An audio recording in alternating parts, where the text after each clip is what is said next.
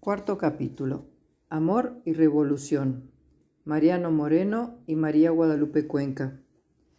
Una de las más patéticas historias de amor argentinas es la que le tocó protagonizar a María Guadalupe Cuenca, casada en plena adolescencia con Mariano Moreno, que entonces tenía unos 22 años. Se conocieron en Chuquisaca, la ciudad más hermosa y bien plantada de todo el virreinato, según sus contemporáneos. La ciudad de las leyes, las sublevaciones y los tres nombres.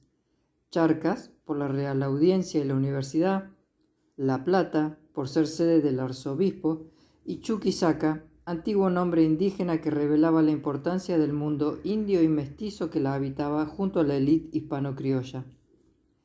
Era una ciudad próspera y ricamente edificada. Las cúpulas de sus templos y las tejas rojas de los grandes caserones, donde sobresalían los elegantes penachos de las palmeras, se destacaban sobre un cielo azul siempre diáfano. Allí convivían profesores universitarios, casi todos pertenecientes al clero, con jóvenes de todas las latitudes del virreinato que iban a estudiar leyes o teología, lo que le daba ese aspecto vivo, revoltoso y a la vez progresista de los lugares donde predominan los estudiantes. Quien más, quien menos, todos pertenecían al mismo estrato social y eran siempre invitados a las tertulias los días de recibo. Muchos romances y casamientos surgieron de esos encuentros, entre ellos el de Mariano Moreno con María Guadalupe Cuenca. Él había llegado a Chuquisaca en 1800, viajando a caballo desde Buenos Aires. Era un joven serio, responsable y de gran sensibilidad. Sus ojos negros y brillantes transmitían algo del fuego sagrado que parecía consumirlo. Llegaba con una carta de recomendación para el canónigo Terrazas, escrita por Fray Cayetano Rodríguez, gran amigo y consejero. Venía dispuesto a seguir la carrera eclesiástica, pero al poco tiempo se convenció de que su vocación era otra y cambió por leyes, o sea, derecho. En su decisión pudo haber influido la preciosa altoperuana de cuyo retrato se enamoró, al verlo en la tienda de un platero, con el mismo apasionamiento con que se enamoraría de las ideas libertarias leídas de Rousseau, Locke o el jesuita Francisco Suárez. El joven recién llegado recorría con curiosidad la ciudad, deteniéndose en las vidrieras, cosa poco vista en Buenos Aires, cuando quedó embelesado con el rostro de una niña mujer, cuyos negros ojos le sonreían desde un camafeo. Por el platero se enteró de que su nombre era Guadalupe Cuenca, y de algún modo consiguió que se la presentaran. Ella, de 14 años, no tardó en enamorarse perdidamente del joven forastero. El noviazgo fue breve y el 20 de mayo de 1804 se casaron en la catedral ante el canónigo Terrazas. Con la urgencia de su juventud, gozaron intensamente esos primeros tiempos de casados, como si hubieran intuido que el tiempo que tenían era corto y no había que ahorrar ternura ni pasión. Por las cartas escritas en 1811, esas que jamás llegaron a destino, podemos apreciar lo unidos que estaban y todo lo que habrían conversado sobre esas cosas importantes como son el amor, la mutua felicidad y la falta de secreto entre ellos. También por esas cartas sabemos que en la intimidad ella lo llamaba Moreno y él Mariquita. ¡Ay, Moreno de mi vida! ¡Qué trabajo me cuesta el vivir sin vos! Todo lo que hago me parece mal hecho. No tengo gusto para nada. Van a ser 3 meses desde que te fuiste, pero ya parecen 3 años. Recuerda siempre a tu Mariquita que te quiere más que a sí misma y sobre todo lo que hay en el mundo. Marianito, el único hijo que tuvieron, nació el 25 de marzo de 1805 y a los 2 días fue bautizado. Poco después Moreno recibió una carta de Fray Cayetano instándolo a volver a Buenos Aires sin temer el disgusto de sus padres por tan repentino cambio de vocación. ¿Preguntas si puedes adquirir lo necesario para mantenerte? Hijo mío, aquí en tu oficio No adquirirás caudales porque hay muchos abogados, pero vivirás con lo preciso. No te faltan resortes. Eres mozo y el tiempo da mucho a quien sabe lograrlo. Vente, mi amado moreno, no quieras tener a tus padres ansiosos. Tienes casa en que vivir, familia a quien complacer, amigos que te desean y un pobre fraile que en medio de la nada te manda un fuerte abrazo con todo el afecto de su corazón. Los esposos esperaron unos meses para emprender el viaje interminable que los llevaría a las llanuras del Plata, después de cruzar a lomo de mula las áridas punas altoperuanas, la quebrada de Humahuaca, los valles entre montañas del noroeste y luego el inmenso desierto plano, poblado de pajas bravas, cardos y cortaderas, que se iba haciendo algo más amable a medida que se pasaba de la pampa seca a la húmeda. Las arboledas que aparecían de trecho en trecho anunciaban la cercanía del litoral. En Tucumán, Moreno había comprado un coche para hacer el viaje más llevadero, pero por cómodo que fuera, no podían evitarse las múltiples incomodidades y peligros de estas travesías que duraban más de un mes. De tanto en tanto, un ranchito cercano a un monte de algarrobos o un grupo de ombúes indicaba la presencia de una posta. Ladraban los perros, chirriaba la roldana del pozo que se acercaba a la fresca agua, y el puestero, ya avisado por algún chasque, se ocupaba de los animales mientras la puestera ponía sobre la mesa comidas rústicas y sabrosas, carbonadas, locro, puchero de gallina, asado de chivito o vaca, según la región. Todavía eran tiempos de paz. La familia de Mariano recibió como a una hija a la jovencita de 15 años y al encantador nieto. Guadalupe pensaría con alivio que aunque el paisaje era muy distinto, la gente era casi igual y las casas, aunque más sencillas, muy parecidas. La sala, adornada con algún espejo o cuadros o imágenes de estilo cusqueño, el estrado de madera, donde reinaban las mujeres sentadas en sillas o almohadones al mejor estilo hispano-moro, y a veces también rezaban el rosario y cantaban acompañadas de guitarra. Para un hombre era un honor ser invitado a compartir el estrado. Así lo contaban los viajeros, extrañados de esa costumbre vigente desde el siglo XVI hasta mediados del XIX. También eran semejantes los patios y jardines, enmarcados por corredores, y los fondos, donde, entre higueras y parrales, se ubicaba el gallinero y se guardaban los caballos. A la sombra de algún árbol se veía el mismo horno redondo de barro y en el patio principal el aljibe, menos adornado que en su tierra, pero con los mismos geranios cubriendo el brocal. Limoneros, rosales, jazmines, todo se parecía, pero bastaba salir a la calle para que todo fuera distinto. Casas chatas, rejas lisas, barro, olores desagradables que venían de las carnicerías y las curtiembres, y en el horizonte, en lugar de cerros, una inmensa planicie de agua que no podría haber imaginado jamás. También era distinta la gente del pueblo, casi no había indios. En cambio, proliferaban los mestizos o criollos a caballo, ocupados en las tareas más diversas: arrieros, troperos, conductores de carretas, aguateros y vendedores de vela, pescado, leche. Todo era pregonado por las calles. Había mujeres vendedoras, sobre todo negras y mulatas, llevando sobre la cabeza una paila de cobre con mazamorra y dulces caseros, o un canasto con empanadas, pastelitos o fruta seca de Cuyo. El ambiente, colorido y bullicioso, mostraba una ciudad en crecimiento, lo que podía constatarse en la cantidad de tiendas abarrotadas de todo tipo de telas, en las obras de reparación y engrandecimiento de las iglesias y en el gentío que cruzaba la Plaza Mayor. Todo esto observaba Guadalupe, pero nada importaba demasiado si estaba junto con su moreno. A los pocos meses, el nuevo matrimonio se ubicó en una casa de la calle de la Piedad, entre las de la Catedral y del Empedrado. donde Mariano instaló su bufete de abogados. Allí pasaba horas y horas leyendo y escribiendo, hasta que Guadalupe lo obligaba a compartir algún paseo por la Alameda, tan agradable en tiempos cálidos por la sombra de los árboles y la brisa que venía del río. Según su hermano Manuel, Mariano había tenido desde niño la pasión dominante de la lectura y rehuía la ocasión de distraerse con otros jóvenes. El amor por esa mujer niña de la cual se sentía un poco protector y los juegos con su hijito eran lo único que podían arrancarlo de su trabajo.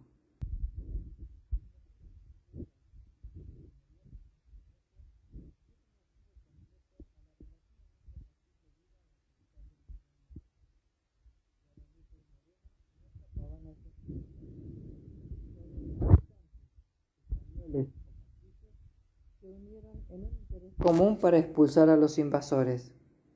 Pero una vez terminado el período heroico de reconquista y defensa, las diferencias latentes desde el siglo XVIII volvieron a hacerse sentir con más fuerza.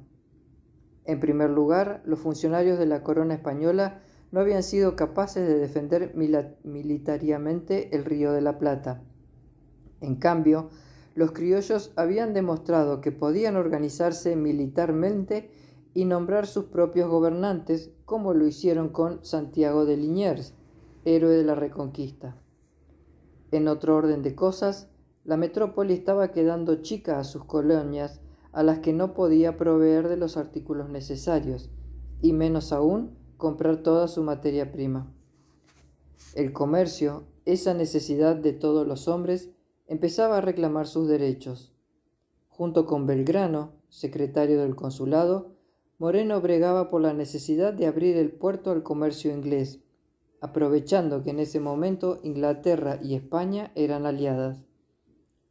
La guerra de España con Francia había paralizado las operaciones comerciales y en las barracas se apilaban los cueros, principal riqueza del litoral. Liniers no se decidía a dar ese paso y un grupo de descontentos, capitaneados por Álzaga, entre los que estaban Moreno y Larrea, intentaron voltear al virrey elegido por el pueblo. Era una actitud revolucionaria que preconizaba ideas separatistas y de independencia, pero Saavedra y los militares criollos impidieron la renuncia de Liniers, opinando que las brevas aún no estaban maduras.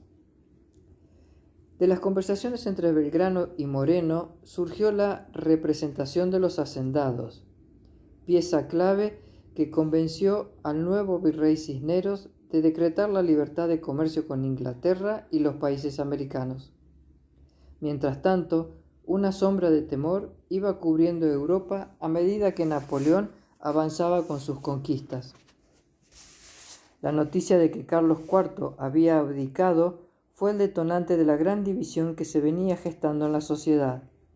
Los más liberales, que luego serían partidarios de la independencia, afirmaban que la autoridad civil debía volver al pueblo, mientras que los más conservadores eran partidarios de mandar diputados a la Junta de Sevilla. Desde la Universidad de Chuquisaca se acuñaba el siguiente razonamiento: las Indias son un dominio personal del rey y no de España. El rey está impedido de reinar. Luego las Indias deben gobernarse a sí mismas, desentendiéndose de España. Para muchos intelectuales, entre ellos Mariano Moreno, la fidelidad a la corona dejaba de tener fundamento, pero en el Alto Perú estas ideas serían regadas con la sangre de los precursores. Cisneros mandó reprimir con fuerza los levantamientos, sobre todo en Potosí y La Paz, donde Murillo, uno de los jefes, dijo esta frase profética antes de morir ajusticiado: no apagarán la tea que he encendido. También Chuquisaca fue silenciada y su gobernador, Arenales, prisionero en las casamatas del Callao. Poco se recuerda aquel movimiento comenzado el 25 de mayo de 1809 en las provincias de arriba del virreinato, pero los criollos nunca perdonaron a Cisneros la cruel represión. Los Moreno lo vivieron como una catástrofe. Era la patria chica de Guadalupe. el lugar donde se habían enamorado. Era el símbolo de un refinamiento intelectual que ya nunca volvería a ser el mismo después de la pobreza en la que dejaron las guerras de la independencia. El 14 de mayo de 1810, una fragata inglesa procedente de Gibraltar trajo la noticia. Los franceses habían tomado Sevilla y Málaga. No existía, pues, la Junta. Vecinos y jefes militares pidieron cabildo abierto para decidir, según palabras atribuidas a Moreno, si había caducado la autoridad del rey. Lo demás es historia conocida, las distintas opiniones en el cabildo abierto del 22, la renuncia de Cisneros, la formación de la Junta Provisoria del glorioso día 25, jornadas decisivas, pletóricas de entusiasmo patriótico en las que Mariano Moreno llegó a la cúspide de su gloria. Fue como si toda la luz de la revolución, como si el sol naciente de mayo hubiese entrado con él en el fuerte de Buenos Aires. ¿Cómo se vivirían esos momentos en la intimidad familiar de los Moreno? Las posteriores cartas de Guadalupe la muestran muy enterada de las novedades políticas, y esto debía ser para ella algo habitual. Podemos imaginarla participando en las reuniones de amigos que se hacían en su hogar y dando su opinión de tanto en tanto. Sus cartas nos acercan los acontecimientos de ese conflictivo año de 1811, cuando los revolucionarios no lograban ponerse de acuerdo, divididos en saavedristas y morenistas, mientras en las fronteras los ejércitos defendían con su sangre el camino hacia la independencia. En sus cartas, Guadalupe daba a su marido noticia de sus amigos caídos en desgracia. Los han desterrado a Ascuénaga y Posadas, a Mendoza, los Arrea a San Juan, Peña a la punta de San Luis, Vieites a la misma, French, Beruti, Donado, el doctor Vieites y Cardoso a Patagones. Hoy te mando el manifiesto para que veas cómo mienten estos infames. Del pobre Castelli hablan incendios. Ha habido partidarios de Saavedra que ha dicho delante de tu tío don Martín que tu partido se ha de cortar de raíz. Bustamante ha hecho renuncia y se va mañana. Yo le alabo a gusto de irse antes de que lo echen, porque a estos no le gustan los hombres como Bustamante. Gurruchaga también ha renunciado y le han admitido la renuncia.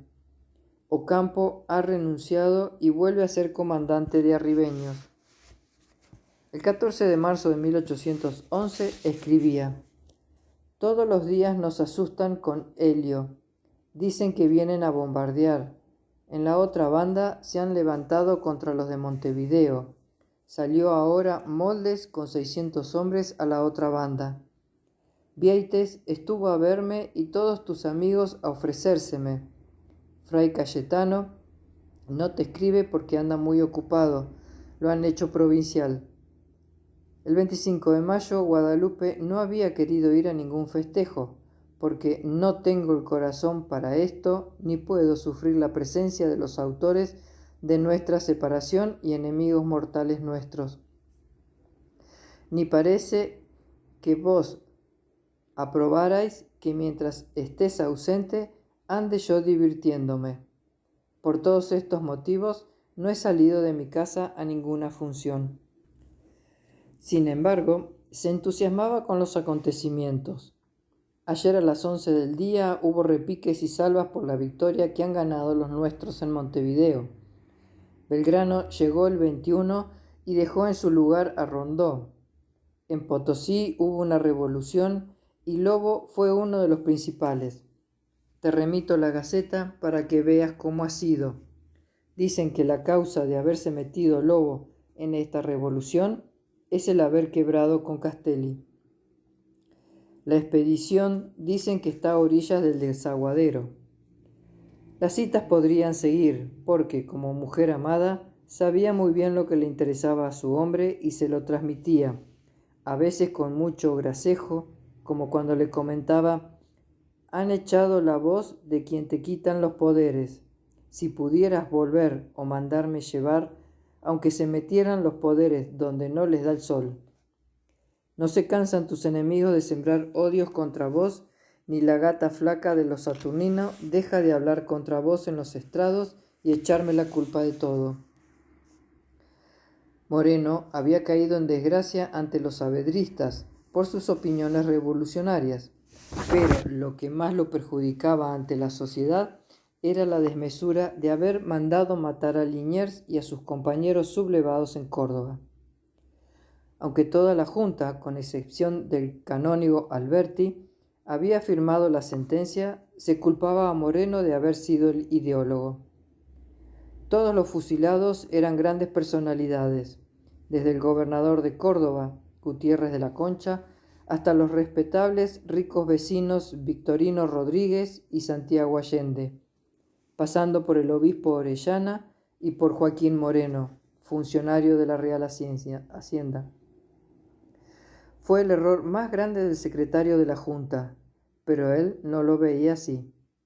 Mariano Moreno respondía a sus ideas. Había que sofocar cualquier contrarrevolucionario, sobre todo dirigido por alguien a quien el pueblo veneraba. Sabía que si Liniers entraba en Buenos Aires, nadie se hubiera animado a fusilarlo, y en ese momento lo consideraba el enemigo, como se ve en una indignada carta suya a Chiclana, criticando el proceder de Ortiz de Campo. Después de tantas ofertas de energía y firmeza, pillaron nuestros hombres a los malvados, pero respetaron sus galones y, cagándose en las estrechísimas órdenes de la Junta, nos los remiten presos a esta ciudad. Moreno había tomado sus ideas en las lecturas a las que adhería con una fe irrevocable. Una de las primeras acciones había sido ordenar la impresión de El contrato social de Rousseau para inculcar al pueblo sus luces y conocimientos.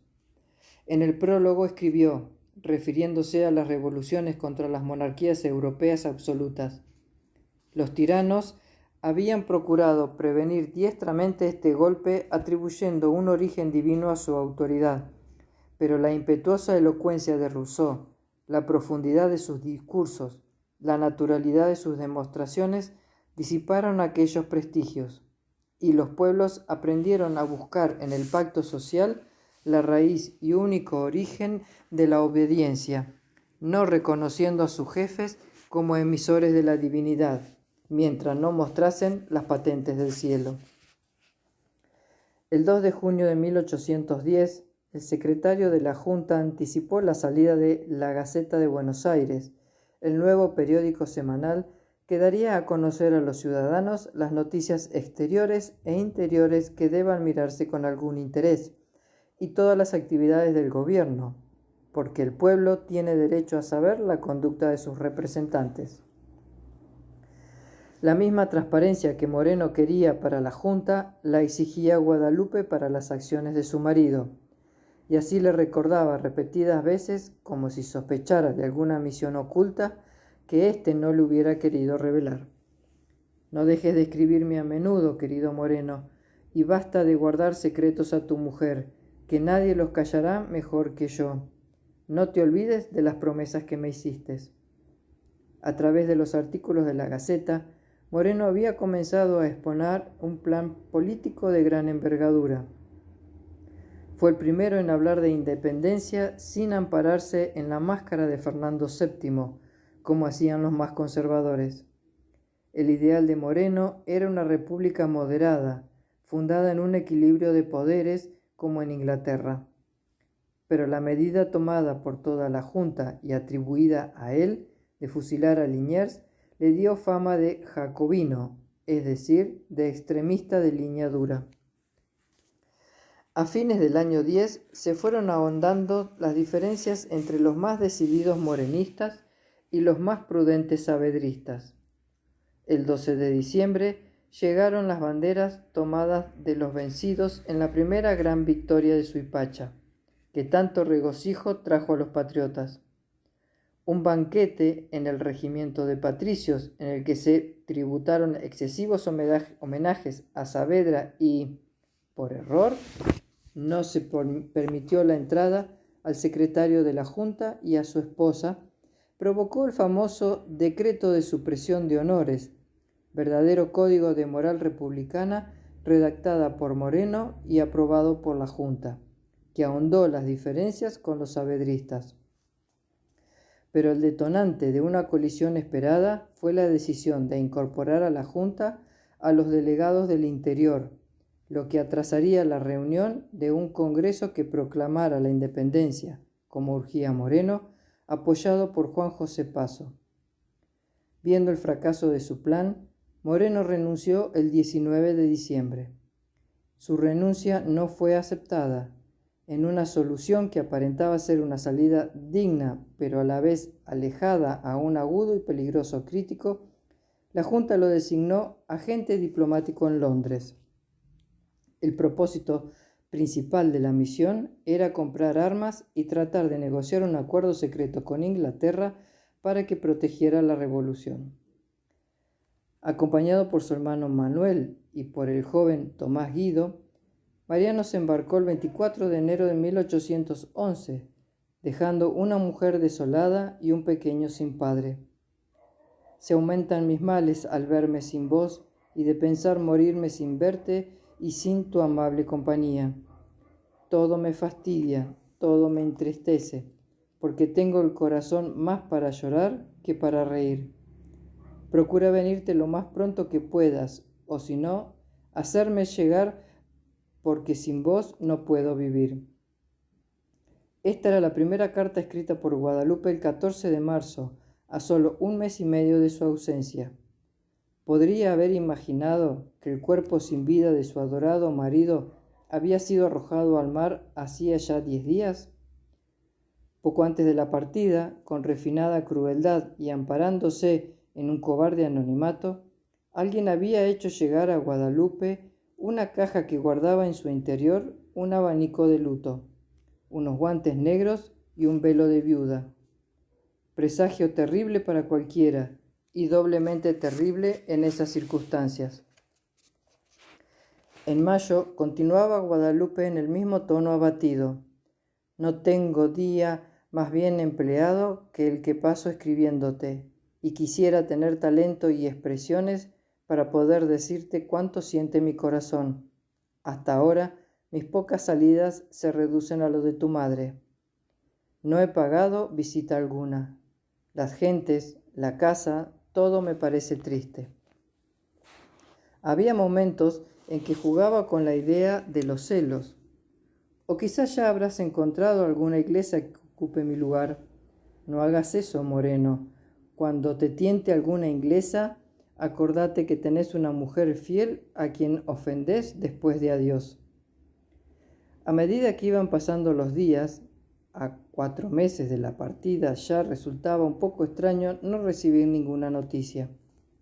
Era natural que estuviera triste y hasta por momentos desconfiara. Todo esto lo explicaba con gran lucidez al único que podría consolarla. Unos ratos le pido a Dios paciencia para esperar tus cartas y tu vuelta. Otros, ya me parece que me has olvidado, que ni por la imaginación se te pasa tu mariquita. Con estos y otros pensamientos, todos tuyos, me paso los días y las noches. Desahogo mi corazón con llorar. No tengo más desquite que mis lágrimas. Pero después de atormentarme con estos pensamientos, te pido perdón. Y me acuerdo lo que siempre me decías, que siendo yo buena con vos, lo habrías de ser conmigo. Sí, mi amado Moreno, sí lo soy y lo seré hasta la muerte.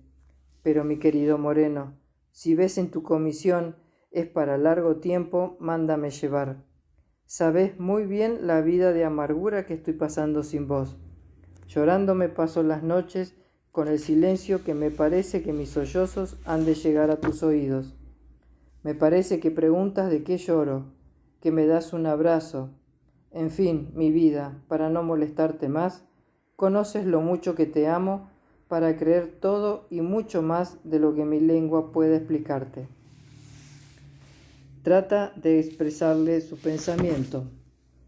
Solo Dios sabe la impresión y pesadumbre tan grande que me ha causado tu separación. porque aun cuando me prevenías que pudieran ofrecerte algún viaje, me parecía que nunca habría de llegar este caso. Al principio me pareció un sueño, y ahora me parece la misma muerte, y la hubiera sufrido gustosa con tal de que no te vayas. Parece increíble que esta joven mujer siguiera escribiendo durante 4 largos meses sin recibir contestación ni noticias. Con letra perfecta y pequeña, en renglones derechos, se iban acumulando en Londres las cartas que volverían cerradas a su poder. En una de las últimas volvía a recordarle sus promesas de fidelidad. Acordate lo que me prometiste, no te dejes engañar de mujeres, mirá que solo sos de Mariquita, y ella nadie más te ha de amar hasta la muerte. Otra no te servirá más que para apartarte de la gracia de Dios, de mí, de tu hijo, y de hacerme infeliz por toda mi vida, y de que yo no tenga el consuelo de decir que mi Moreno, desde que nos casamos, no ha querido a más mujer que la que Dios le ha dado. Su pesar, sin embargo, no le impedía comentarle los sucesos políticos con la naturalidad de quien estaba acostumbrada a hacerlo en forma cotidiana. Pero, en general, las noticias estaban supeditadas a la manera en que pudieran o no influir en su situación. Así le cuenta en carta del 20 de abril. Estas cosas que acaban de suceder con los vocales me son un puñal en el corazón, porque veo que cada día Saavedra se asegura más en el mando y tu partido se tira a cortar de raíz. Pero te queda el de Dios. No ceso de encomendarte para que te conserve en su gracia y nos vuelva a unir cuanto antes, porque ya sabes que no soy gente sino estando a tu lado. Y el 9 de junio le informa: la colonia la desampararon los de Montevideo y tomaron los nuestros los cañones que dejaron clavados y dicen que están ya muy cerca de Montevideo. Dios quiera que pronto se unan y que puedas volver cuanto antes. De la expedición del Perú escribe Rufino a su padre con fecha del 2 de mayo que sale con su regimiento de caballería, otro regimiento de La Paz, 6.000 cochabambinos y el regimiento de Viamonte, todos a acuartelarse 6 leguas de Goyeneche, y dice que dentro de un mes se batirán. Dios les dé aciertos. Los diputados de arriba no aparecen. Yo no sé cuál será el motivo de su tardanza. Los que concluyas con la comisión arrastraremos con nuestros huesos donde no se metan con nosotros, y gozaremos de la tranquilidad que antes gozábamos, pero lo mejor será que me haga llevar porque no puedo vivir sola. A pesar de su aparente fragilidad, Guadalupe estaba decidida a ir en busca de su marido, pero ¿a dónde si por el momento no había tenido más noticias que la de un capitán inglés cuyo barco se había cruzado con el de los 2 hermanos? En una de las últimas cartas afirmaba estar tentada de hacer lo de la mujer de Pérez, que sin previo aviso a su marido había viajado desde Luján con 2 criaturas. Lamentablemente Londres no era Luján, pero a la hora que yo vea que te has olvidado de mí o no me escribas a menudo y tu ausencia sea muy larga, cuando menos lo pienses me tenés a tu lado, y así ve de hacerme llevar o verte pronto, porque de lo contrario no es vida la mía sin vos. En todas las cartas le habla del hijo de 6 años que ya va al colegio y parece ser tan inteligente como sus padres. Nuestro Marianito se acuerda mucho de vos. Un día se puso muy enojado conmigo porque yo lo he retirado de la escuela para que sane bien y evitar que le dé fruta la hija de la maestra. Y él le dijo a Marcela que yo quería que se críe como Camilucho, sin saber leer ni escribir, y así no podría escribirte. En la siguiente le cuenta: nuestro Marianito sigue en la escuela, sabe de memoria poco menos de la mitad del catecismo. Anoche yo le estaba contando del hijo pródigo y se echó a llorar. Le pregunté de qué lloraba y me dice: «Ay, mi madre, ¿dónde estará mi papá? ¿Cuándo lo veré?» Y a lamentarse, que me parte el corazón cada cosa de estas. Impresiona la autenticidad que transmiten estas cartas, llenas de amor y dolor. Apago la vela y miro por todos lados y no te encuentro. Me parece que estoy desterrada. Me veo sola, porque aunque duermen Marianito, Micaela y la negra en el aposento, estoy sola siempre porque tu lugar no lo ocupa nadie. Varias veces, como en una premonición, se le cruza la idea de la muerte de alguno de los dos. Y dice: me deja sin sentidos pensar en morirme desamparada de mi Moreno, del único consuelo que tengo, del único padre y del único marido más querido de su mujer, y de dejar a mi Marianito. ¿Cuándo estaré a tu lado, Moreno de mi corazón? No tengo vida sin vos. Se fue mi alma y este cuerpo sin alma no puede vivir. Y si quieres que viva, vení pronto o mandame llevar. No aspiro más que a estar a tu lado, servirte, cuidarte y quererte cada día, más de lo mucho que te quiero. Toda mi felicidad se funda en que vivas y yo a tu lado, y así día y noche te encomiendo a Dios para que te dé muchos años de vida y nos veamos pronto. Por momentos intuye la verdad que no quiere creer y que, incomprensiblemente, tardaría tanto en llegar. Sus palabras, en boca de una joven de 21 años, resultan entonces desgarradoras. Ya te podés hacer cargo de cómo estaré sin saber de vos en tantos meses que cada uno me parece un año. Cada día te extraño más. Todas las noches sueño con vos. Ah, mi querido Moreno, cuántas veces sueño que te tengo abrazado, pero luego me despierto y me hallo sola y triste en mi cama. La riego con mis lágrimas al verme sola. No solo no te tengo a mi lado, sino que no sé si te volveré a ver, y quién sabe si mientras dura esta ausencia no nos moriremos alguno de los dos. Pero en caso de que llegue la hora, sea a mí, Dios mío, y no a mi Moreno, pero Dios no permita que muramos sin volver a vernos. Cuando escribía estas palabras, ya hacía 6 meses que Mariano Moreno había partido a encontrarse con su Creador. La noticia debió llegar a Buenos Aires el 14 de octubre de 1811, 9 meses después de su partida. Los 3 últimos meses habían sido un desgarro constante para Guadalupe, que pasaba de la esperanza al desaliento, de la ansiedad a la desesperación, siempre apoyada por su familia política y el cariño de su hijo, a quien no sabía ya qué decir. Manuel explicaría de esta manera la sorpresiva muerte de su hermano. El accidente mortal que le costó la vida fue causado por una dosis de emético, 4 gramos de amonio tartarizado, que el capitán de la embarcación le suministró en un vaso de agua una tarde que lo halló solo y postrado en su gabinete. Después de suministrado el remedio, sufrió una terrible convulsión y apenas tuvo tiempo su hermano de llegar para oír sus últimas palabras. Pidió perdón a sus amigos y enemigos por todas sus faltas. A mí, en particular, me recomendó el cuidado de su esposa inocente. Con este dictado la llamó muchas veces, bendijo a su hijo y declaró morir con confianza en la santa religión de Jesucristo. Sus últimas palabras fueron: «Viva mi patria aunque yo perezca». Murió el 4 de marzo de 1811 a los 31 años, 6 meses y 1 día de su edad. María Guadalupe Cuenca de Moreno vivió hasta el 1 de septiembre de 1854. Nunca se volvió a casar, nunca podría amar a otro hombre como había amado a su Moreno, aquel primer amor que Dios le había mandado de manera tan providencial para luego misteriosamente arrebatárselo.